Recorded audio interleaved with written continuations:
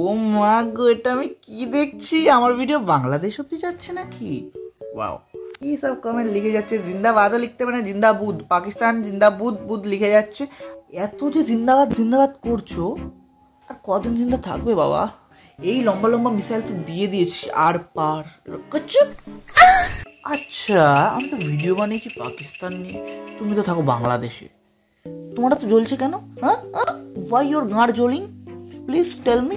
অনেক বাংলাদেশি লোক দেখলো আমার ভিডিও, বাট তোরাই কমেন্ট করেছিস, কি ব্যাপার বলতো? হ্যাঁ, কিছু লেনদেন আছে?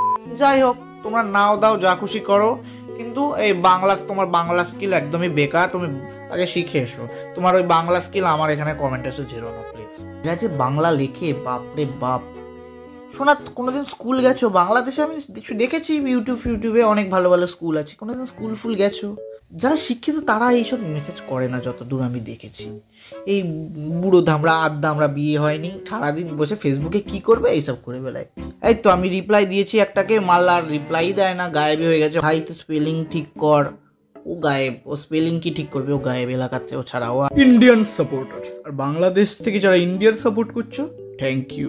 আর যারা ইন্ডিয়ায় থেকে পাকিস্তানের সাপোর্ট করছে, তাদের একটাই কথা বলবো, ইন্ডিয়া জিন্দাবাদ থা, इंडिया जिंदाबाद है, इंडिया जिंदाबाद रहेगा। আর যারা ইন্ডিয়ার বিরোধিতা করছে, उसकी माँ का भरोसा डेंटिस्ट का सुझाया कोलगेट।